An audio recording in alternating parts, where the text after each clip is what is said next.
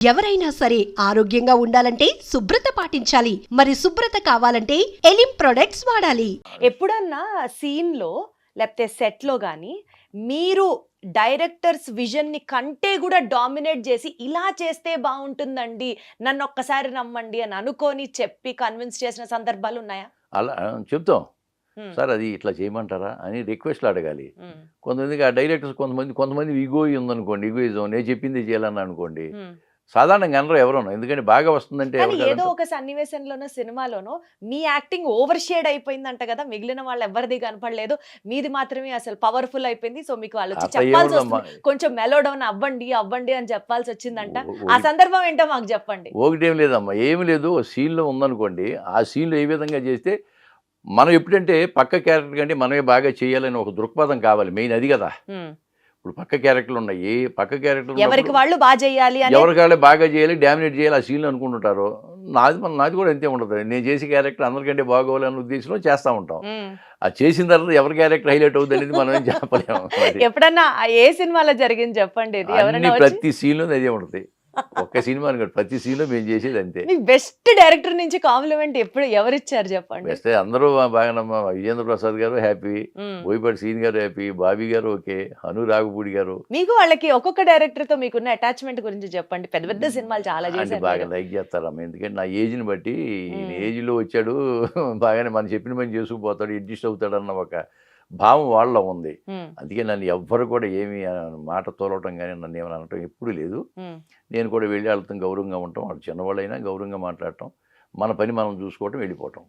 ఇంతే. అక్కడికెళ్ళిన తర్వాత మనం ఏదో నేను గ్రేట్‌గా ఫీల్ అవ్వటమో, లేకపోతే వాళ్ళకేదో చెప్పాలని చెప్పడమో, లేకపోతే సీనియారిటీ నేను చెప్పింది మీరు వినడం అటువంటి మాటలు నా దగ్గర లేవు. వాళ్ళు చెప్పినట్టు చేసుకొని వెళ్ళిపోతుంటా. One of the busiest character artist కదా గాంధీ గారు మీరిప్పుడు. ఇప్పుడు బాగున్నాను. బాగుంది. ఎవరు నమ్మలేకపోతున్నారు ఈ ఏజ్‌లో. ఈ ఏజ్‌లో అవకాశాలు రావడం అనేది నా అదృష్టం అది. అసలు అంత హెల్తీగా, అంత యాక్టివ్‌గా ప్రతి క్యారెక్టర్‌ని పండించగలిగేలా చేస్తున్నారంటే నిజంగా ఆ దేవుడి కృపే మీ మీద. నిజంగా. ఆ కళామ తల్లి, నటరాజ స్వామి. ఆహా! అద్భుతం. సో, ఆహ్, కమల్ హాసన్ గారు మీకు చాలా ఇన్‌స్పిరేషన్ అని విన్నాను. ఆయన దగ్గర నుంచి యాక్టింగ్‌లో మీకు ఇన్‌స్పిరేషన్ వస్తూ ఉంటుంది అని విన్నాను. ఏంటి మీకు అంత స్పెషల్ అట్రాక్షన్? కమల్ హాసన్ గారు నేచురల్ ఆర్టిస్ట్ అమ్మ. హ్మ్. ఇప్పుడు నటించేటప్పుడు నేచురల్‌గా ఉండాలి. ఆర్టిఫిషియల్‌గా ఉండకూడదు. హ్మ్. నేను యాక్చువల్‌గా అయితే నేను చదువుకున్నప్పుడు నాకు ఎన్టీ రామారావు గారు చాలా అభిమానిని. హ్మ్. ఫస్ట్ మార్నింగ్ షో ఫస్ట్ నేను టికెట్ తీసుకోవాలి. మచిలీపట్నంలో చదువుకున్నప్పుడు మేము వెళ్ళి 7 గంటలకెళ్ళి నిలబడి 9:30 షో అయితే 7 గంటలకెళ్ళి మొట్టమొదటి టికెట్ తీసుకోవాలి. హ్మ్. అలా అంత ఇదిగా ఉండేవాళ్ళం. హ్మ్. ఆ తర్వాత మళ్ళీ కృష్ణ గారు, తర్వాత ఇప్పుడు చిరంజీవి గారు, పవన్ కళ్యాణ్ గారు ఇక వీళ్ళతో చేస్తున్నాం కాబట్టి ప్రతి హీరోని నాకు అభిమానులే. కమల్ హాసన్ గారేంటి నేచురల్‌గా చేస్తాడాయన. హ్మ్. కమల్ హాసన్ గారు చాలా నేచురల్ యాక్టింగు. మీరు ఆయనతో కలిసి ఎప్పుడన్నా చేశారా? లేదమ్మా కుదరల. అవకాశం లేదు. రాలేదు. చేసేద్దాం గాంధీ గారు. త్వరలో చేద్దాం చేసేద్దాం. ఓకే. పిలిస్తే చేయటానికేముంది మేమేం చేయొచ్చు. ఇప్పటిదాకా మీరు చేసిన క్యారెక్టర్స్‌లో బాగా కష్టపడింది ఏంటి గాంధీ గారు? అంటే కష్టం నా ఉద్దేశ్యం ఏంటంటే మీరు ఎక్కువ ప్రయత్నం చేసి, హోమ్ వర్క్ చేసి, ఒక 3, 4 సార్లు మీకు మీరుగా చూసుకొని, మామూలుగా అన్నీ మీకు జుజుబీ. కానీ ప్రత్యేకంగా మీ వైపు నుంచి ఒక్కింత రవ మరి కాస్త కష్టపడి చేసిందేంటి? కష్టపడింది ఇది లేదమ్మా చెప్పాలంటే. నాకు చాలా ఇంట్రెస్ట్‌గా చేస్తాను కాబట్టి నాకేమీ కష్టం అనిపించడం లేదు. కానీ చిన్న చిన్న సినిమాలు బాగా ఎంకరేజ్ చేస్తున్నాను నన్ను బాగాను. హ్మ్. చిన్న సినిమాల్లో పెద్ద పెద్ద వేషాలు పడతాయి నాకు. హ్మ్. అదేంటంటే పెద్ద వేషాలేంటే ఒక ఆర్టిస్ట్‌గా వాళ్ళకి కూడా పేరు రావాలనే ఉద్దేశంలో నన్ను మామూలుగా సెలెక్ట్ చేసుకోవడం జరుగుతుంది. అవి బాగా చెయ్యాలి. ఆ చిన్న సినిమాలకి మనం అడ్వాంటేజ్ కావాలి అనేది ఒక ఏ దృక్పథం ఉండేది. సినిమాలు చేశారు? చిన్న సినిమాల్లో మీరు చాలా ఇప్పుడు బాగా? ఒక 25 ఉన్నాయమ్మా ఇప్పుడు సినిమాలు నేను చేసినవి. హ్మ్. 25 సినిమాలు రిలీజ్‌కున్నాయి. హ్మ్. రిలీజ్‌కి. రిలీజ్‌కి. హ్మ్. ఇప్పుడు రేపు 18వ తారీఖున 'వీడే మన వారసుడని' ఒక సినిమా చేశా నేను. హ్మ్. దాంట్లో హీరో ఫాదర్ క్యారెక్టరు. హ్మ్. హీరో, ప్రొడ్యూసరు, డైరెక్టరు, రచన, పాటలు పాడటం అన్నీ కూడా అతనే. హ్మ్. రమేష్ ఉప్పని హ్మ్. ఆయన రేపు 18వ తారీఖు రిలీజ్ అవుతున్నది. హ్మ్. అతను చదువులేదు తాపీ మేస్త్రి. అబ్బా! తాపీ మేస్త్రి అమ్మ. హ్మ్. చాలా అద్భుతంగా పాటలు కూడా అద్భుతంగా రాస్తాడు.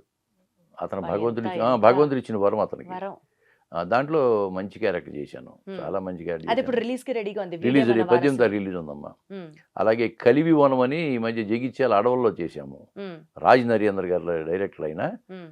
దాంట్లో కూడా మెయిన్ క్యారెక్టర్ నాదే. హ్మ్. నాకు మనవరాలు వేసిన ఆవిడ నాగదుర్గ అని ఆ అమ్మాయి మనవరాలు. హ్మ్.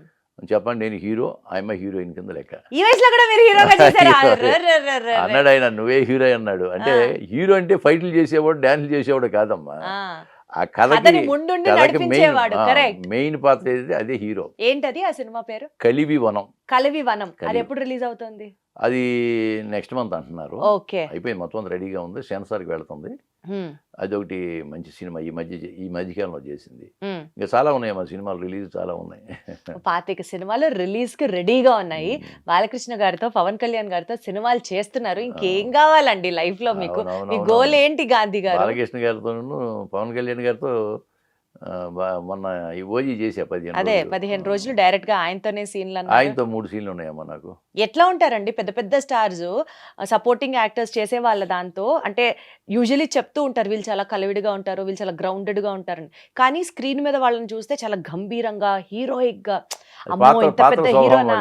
పాత్ర స్వభావం అది. ఆ, కానీ ఇక్కడికి వచ్చినప్పుడు మామూలుగా అందరితో మాట్లాడతారమ్మా, అదేమి కాదు. కానీ ఇప్పుడు నా ఉద్దేశం నేనేమో అక్కడికి వెళ్ళిన తర్వాత వాళ్ళని డిస్టర్బ్ చేయడం నాకు ఇష్టం ఉండదు. ఎందుకంటే వాళ్ళు దాని మీద కాన్సన్ట్రేషన్ పెడతారు కదా. ఉమ్, వచ్చినప్పుడు ఆ సీన్ ఎలా చేయలేమిటి వాళ్ళు కూడా అదే ఆలోచన ఉంటుంది కదా. ఉమ్, ఇంకా పవన్ కళ్యాణ్ గారు అయితే రాజకీయాలు హడావిడి ఉంటుంది కదా. ఆ సీన్ ఏదో చేయటం పక్కకు జరగటం అంతే. ఉమ్, ఆయన షార్ట్ అయిపోగానే వెళ్ళి అక్కడ కూర్చుని బుక్స్ చదువుతూ ఉంటాడు. ఏమన్నా పలకరిస్తే చక్కగా మాట్లాడతాడు. కానీ నేను ఎక్కువ డిస్టర్బ్ చేయటం, వాళ్ళతో ఫోటోలు దిగటం ఇటువంటి ఇంతవరకు చేయలేదు. బాలకృష్ణ గారు ఇక్కడ అంతే.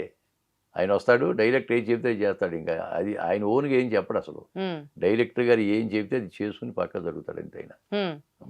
సో ఇలాంటి పెద్ద పెద్ద స్టార్స్ నుంచి మాలాంటి వాళ్ళు, నెక్స్ట్ జనరేషన్ వాళ్ళు నేర్చుకోవాల్సిన అంశాలు ఏముంటాయండి? Discipline, discipline, time punctuality, discipline. 9 కి షూటింగ్ స్టార్ట్ అంటే 9 కి వచ్చేసి రెడీ అయిపోయి మేకప్ తో ఉంటారా? నేను చిరంజీవి గారు చేశాను, 6 సినిమాలు చేశాను.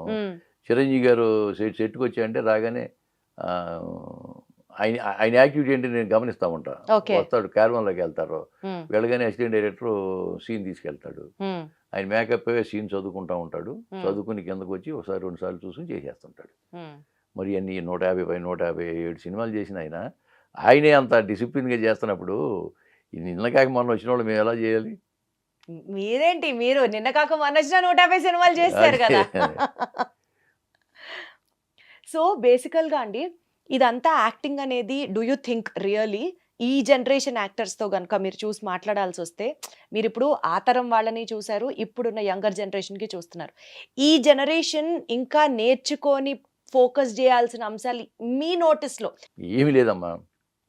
ఏ జనరేషన్ అయినా, ఏ హీరో అయినా ఆ టైం పంక్చువాలిటీ, డిసిప్లిన్ కానీ మెయింటైన్ చేస్తే 4 కాలాల పాటు ఫీల్డ్లో నిలబడతారు. డిసిప్లిన్ ఒక్కటే మోస్ట్ ఇంపార్టెంట్. ఎస్, డిసిప్లినే. ఎందుకంటే ఒక ప్రొడ్యూసరు కొన్ని కోట్లు ఖర్చు పెట్టి సినిమా తీయడానికి రెడీ అవుతాడమ్మా. 9 గంటల కాల్ షీట్, 9 గంటల షార్ట్ పడాలి అంటే హీరో కానీ హీరోయిన్ ఎవరిని వచ్చి 9 గంటలు రెడీగా ఉండాలా. లేదా నేను 10 గంటలకు వస్తాను, 11 గంటలకు వస్తాను, ఈ లోపల ఎంత లాస్ అవుతుంది టైం. బడ్జెట్ పెరిగిపోతుంది కదమ్మా. 10 కోట్లు బడ్జెట్ పెట్టి అనుకోండి, ఇలా లేట్ చేయటం వలన 15 కోట్లు 20 కోట్లకి వెళ్తుంది. నిర్మాత చుక్కలు చూడాల్సి వస్తుంది. ఇటువంటి ఇబ్బంది పెట్టకూడదు. అలా గనక ప్రతి ఆర్టిస్టు డిసిప్లిన్గా చేయగలిగితే సినిమాలు అనుకున్న టైంలో అయిపోతాయి, షూటింగ్ అయిపోతుంది. ఎంత తొందరగా అయితే రాఘవేంద్రరావు గారు డైరెక్షన్ నేను చేశా. రాఘవేంద్రరావు గారు నేను బాగా తెలుసు ఆయన్ని, నన్ను బాగా పలకెత్తాడు. ఆయన సినిమాలు 2 చేశాను నేను. ఆయన ఒక 60 రోజులు కానీ కాల్ షీట్లని పెట్టుకున్నారంటే ఆయన 55 రోజుల్లో కంప్లీట్ చేస్తాడు సినిమా. ఆయన ఇంకా ముందుగానే ముందు ఒక 5 రోజులు ముందుగానే చేసేయండి, నిర్మాతకి ఎంత కలిసి వస్తుందమ్మా.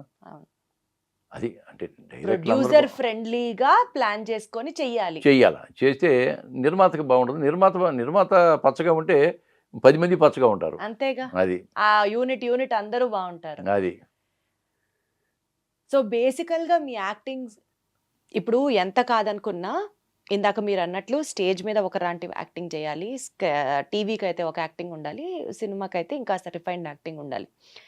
ఎంత కాదనుకున్నా మన బేసిక్స్ అంటే మీరు అప్పటి నుంచి చూస్తున్నారు కాబట్టి మీ యాక్టింగ్ స్కిల్స్లో సీరియల్లో స్టేజ్ ఇంపాక్ట్ ఎక్కువ ఉంది అని అనుకుంటే, ఎప్పుడన్నా ఎవరన్నా మిమ్మల్ని అన్నారా ఆ kind of old school of acting కాదు, ఇప్పటి విధంగా ఇట్లా మారాలి, మీరు ఇంకా ఇంకొంచెం టెక్నాలజీలో ఇంకొంచెం అడ్వాన్స్ అవ్వాలి, అట్లా మీకు ఏమైనా సజెషన్స్ వచ్చాయా? ఏమి సజెషన్ రాలేదమ్మా. ఎందుకు రాలేదంటే నేను వెళ్ళగానే అడుగుతా, అసలు ఎలా చేయాలి ఏమిటి చెప్పండి సార్, మీరు ఎలా చెప్తే అలా చేస్తానన్నా అనుకోండి, వాళ్ళు చెప్పినట్టు చేస్తున్నప్పుడు ఇంకా నాకు దాని వేరే విమర్శ ఏముంది, ఇంకా రాదు కదా. కాబట్టి వాళ్ళు చెప్పినట్లే చేస్తాను అంతే ఇంకా నేను. అలా కాదు సార్ ఇలా చేస్తే బాగుంటుందేమో చూడండి అని చెప్పి మన ఓన్గా ఏదన్నా డిసిషన్ తీసుకుంటే నేను అడుగుతాను. నేను బాగుందండి చేయండి అంటారు, చేస్తాం అంతే. ఇంక అక్కడ కాంట్రవర్సీ అనేది లేదు ఇంకాను. సో అసలు నో పాయింట్ ఆఫ్ కాంట్రవర్సీ. అదేలేండి, అసలు చాలా క్లీన్ స్లేట్ ఉన్నటువంటి అసలు యాక్టర్ మీరు. అసలు అసలు no controversy, no back talks, అంతే. No no remarks at all. Time కూడా చాలా పర్ఫెక్ట్ టైం అన్నమాట అది మెయింటెనెన్స్ ఇంతవరకు ఈ డ్రామాలో కానీ సీరియల్లో కానీ సినిమాలో చేసినప్పుడు 8 గంటలకు ఉండమంటే 7:30కి నేను రెడీగా ఉంటాను అంతే. ఏనాడు మిస్ అవ్వాల నేను, టైం అనేది ఏనాడు మిస్ కాను. మరి ట్రావెల్ చేయాల్సి వస్తుంది, ఓవర్ నైట్ అది ముందే మనం షూట్ చేయాల్సి వస్తుంది. మీకు ఎలా వస్తుంది గాంధీ గారు అంత శక్తి? అట్లాగేంటమ్మా మరి, అది దాని మీద ఇంట్రెస్ట్, అదే ఫ్యాషన్ మనకి. ఆ, ఇప్పుడు నటనే మనకి దైవం. అటున్నప్పుడు మనం 12 గంటలు రమ్మన్నా అనుకోండి, 11 గంటలకి రెడీ అయి కూర్చుంటే ఏమవుతుంది? ఎందుకు లేట్ చేయాలన్నా, ఎందుకు లేట్ చేయాలి? చేసేది ఏముండదు, ఇంట్లో కూర్చొని చేసేది ఏముందో అక్కడే కూర్చుంటాం. ఇప్పుడు నాకేదో రైల్వే స్టేషన్ రైలుకి వెళ్ళాలనుకోండి, 10 గంటల రైలు అంటే నేను 9 గంటలకు వెళ్ళి కూర్చుంటా. ఏంది ఇంట్లో కూర్చొని ఏం చేస్తాము? అందుకే టైం భలే పంక్చువాలిటీ. చెప్తున్నారు తెలుసా మీరు అసలు. అంతేనమ్మా, నిజంగా ఈరోజు పిల్లలు కూడా అదే చెప్తా నేను. మా మనవరాళ్ళు కానీ వాళ్ళకి కానీ అదే చెప్తా. టైం అంటే ముందు పావు గంట ముందు ఉండాలమ్మా. టైం పంక్చువాలిటీ మెయింటైన్ చేసిన వాళ్ళకి జీవితంలో డిసిప్లిన్ అనేది వస్తుంది. అది నా అభిప్రాయం. సూపర్. అసలు మీరు అందుకనే అంత సక్సెస్ఫుల్ గా సెకండ్ ఇన్నింగ్స్ అయినా సరే హిట్ మీద హిట్ కొడుతున్నారు.